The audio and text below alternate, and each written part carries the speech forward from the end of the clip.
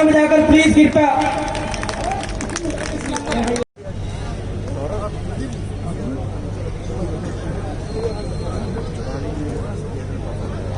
माननीय मंत्री जी श्री गजेंद्र सिंह शेखावत जी का अम्बाला की धरती पर स्वागत है। अम्बाला की धरती पर स्वागत है। हमारे इलाके के महान लोग उनका स्वागत करते हुए वीरेंद्र राणा जी भी उनके साथ रतनलाल जी कटारिया जी का स्वागत करें।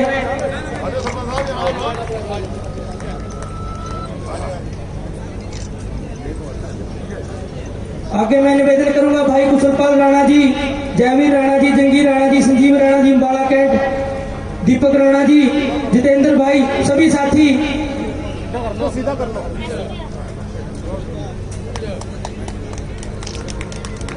नमस्कार दोस्तों, अम्बाला कवरेज में आपका स्वागत है। इस समय आप मेरे पीछे चौक दे रहे हैं चक्रवर्ती सम्राट पृथ्वीराज चौहान का जो चौक है, आज अम्बाला में उसका जो है शुभारंभ किया गया है। केंद्रीय मंत्री त्रिवेंद्र सिंह शेखावत जी यहाँ पर मौजूद थे, जल मंत्री हैं।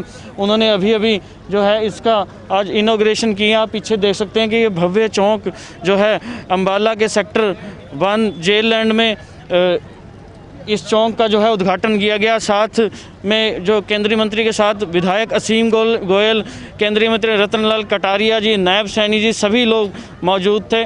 कुछ युवा भी हैं यहाँ पे। देखिए कितना जो है अच्छा जो चौक है उसके लिए। भाई साहब, ये जो चौक बनाया गया, आपका पूरा नाम क्या है? विजय राणा। आपकी मूंछों से देख के ही लग रहा है विजय राणा जी हैं हमारे साथ। विजय राणा जी, हरियाणा में पहला चौक अम्बाला में बना है, कैसा लग रहा है आपको? आपके जो पृथ्वीराज चौहान जी का यहाँ पर चौक बनाया गया। बहुत ही अच्छा है, बहुत ही।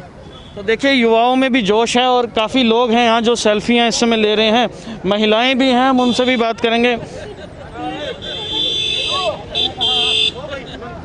मैडम, सीमा मैम, हमारे साथ महिलाएं भी हैं, हम इनसे ही बात करेंगे। मैम, हरियाणा का सबसे पहला चौक यहाँ पर बना है, बहुत खुशी है और बहुत उत्साह है लोगों में, क्या कहना चाहेंगे? मैं बहुत खुश हूँ आज। एक्चुअली ये ना केवल एक चौक है, एक स्मारक है और हमारे पूर्वजों की निशानी है, ताकि आने वाली जनरेशन को हम लोग कनेक्ट कर सकें। मैं अम्बाला के विधायक माननीय असीम गोयल जी का और हमारे सांसद रतनलाल कटारिया जी का बहुत धन्यवाद करना चाहती हूँ, जिन्होंने ये स्मारक देख के क्षत्रियों को उनकी विरासत के साथ जोड़ा है। ना केवल क्षत्रियों बल्कि पूरे हिंदुत्व को अपने पूर्वजों के साथ जोड़ा है। अगर हम लोग अपनी जड़ों के साथ जुड़े रहेंगे तभी आगे बढ़ पाएंगे। तो हमारे साथ छोटे राणा जी भी हैं। आपका नाम क्या है बेटा? मनराज राणा। राणा जी, कैसा चौक है अम्बाला में आपके शहर में बना है, क्या कहेंगे चौक के बारे में? मैं कहूँगा बहुत अच्छा चौक है ये। तो एक महाराणा जो पृथ्वीराज चौहान जी का एक जयकारा आप अगर लगा दें तो। पृथ्वीराज चौहान जी की जय। पृथ्वीराज चौहान जी अमर रहे। तो देखिए किस तरह से दोस्तों में, लोगों में जो है उत्साह है इस समय चौक का। लाइव तस्वीरें आप देख रहे थे इस समय अम्बाला कवरेज पे।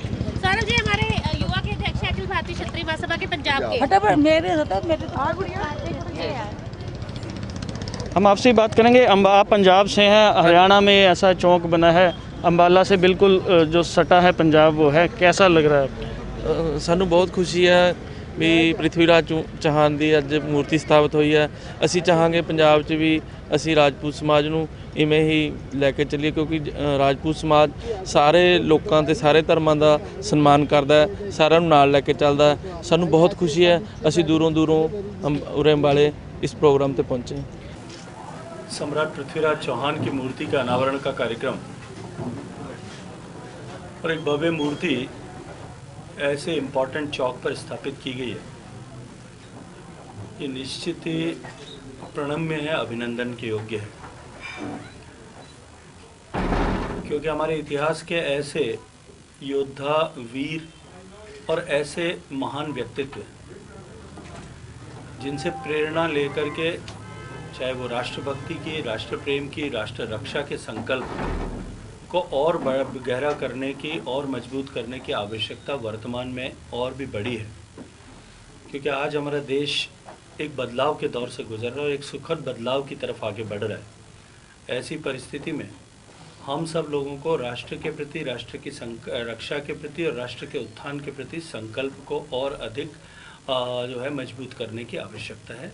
तो निश्चित ही ऐसी मूर्तियों की स्थापना आने वाली पीढ़ियों तक ऐसे महान, ऐसे विराट व्यक्तित्वों से प्रेरणा लेने का जाएंगे पंजाब के, तो किस तरह से सर इसको सॉर्ट आउट कर पाएंगे? जो मुझे लगता है कि क्योंकि ये विषय सर्वोच्च न्यायालय में पेंडिंग है और सर्वोच्च न्यायालय के निर्णय के निर्देश के अनुसार हमने इसके लिए बैठक की थी, सचिव स्तर पर भी की है, मुख्यमंत्रियों के स्तर पर भी साथ बैठ करके बैठक की है।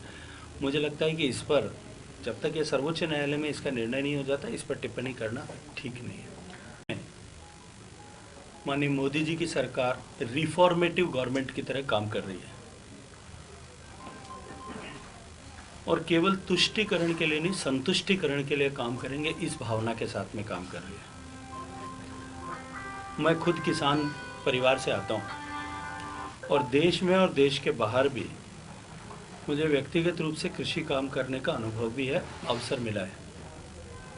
मैं एक किसान होने के नाते जिम्मेदारी से ये बात कह सकता हूँ कि जो एक कृषि कानून है और जो कृषि कानूनों में बदलाव किया गया है, ये रिफॉर्म इस देश के आने वाले समय में एग्रीकल्चर के इतिहास में एक स्वर्ण अक्षरों की तरह अंकित किए जाएंगे। बेशक कुछ वेस्टेड इंटरेस्ट रखने वाले लोगों ने, हो सकता है एक शॉर्ट साइटेडनेस के कारण से या अपने पॉलिटिकल इंटरेस्ट के कारण से, लोगों के मन में दुर्भावना पैदा करके लोगों को जो है गुमराह करके और इस तरह का आंदोलन खड़ा करने में कामयाबी प्राप्त कर ली होगी। लेकिन मैं विश्वास के साथ में कह सकता हूं कि जिस दिन देश के किसान को इसकी हकीकतें पता लगनी शुरू होंगी, जिस दिन हकीकत का अनुभव होगा, उस दिन निश्चित रूप से देश के सब किसान इस कदम के लिए देश की सरकार और माननीय प्रधानमंत्री जी का अभिनंदन करेंगे। जहाँ तक बातचीत की बात है, मोदी जी की सरकार का यूएसपी संवाद है। हम संवाद के लिए कल भी तैयार थे, आज भी तैयार हैं और हमेशा तैयार रहेंगे। हम साथ बैठ कर के बात करेंगे। लेकिन साथ ही मैं एक बात और कहना चाहता हूँ कि देश में राजनीतिक पार्टियाँ जो माननीय मोदी जी के विपक्ष में, मोदी जी को कमज़ोर करने के लिए जो सब लोग एकत्रित हुई हैं, ऐसी वंशवादी पार्टियाँ कश्मीर से लेकर कन्याकुमारी तक, चाहे उमर अब्दुल्ला साहब से लेकर के एमके स्टालिन तक, सभी लोग जिनका केवल एक एजेंडा है कि मोदी हटाना और मोदी का एजेंडा है देश आगे बढ़ाना, ये जो लोग जिस प्रयास में जुटे हैं, मुझे लगता है कि ये प्रयास में सफल नहीं होंगे। और इस प्रयास में उन्होंने जिस तरह से झूठ को पैदा करना और उस झूठ को चलाने का प्रयास करना, ऐसा जो ये नीति बनाई है, ये नीति जो है ये सफल होने वाली नहीं है। चाहे सीएए के समय में लें, चाहे 370 के समय में लें, चाहे अभी वर्तमान में कृषि कानूनों को लेकर के समाज में इस तरह की भ्रांति फैलाना और समाज में विघटन की स्थिति पैदा करना, ये उनका एजेंडा बन गया और अब ये आगे चलने वाला नहीं है। तो आपने देखा इस चौंक को। अम्बाला कवरेज के साथ बने रहिएगा। अम्बाला की हर छोटी से बड़ी खबर के लिए हम आपके साथ मिलते रहेंगे। धन्यवाद।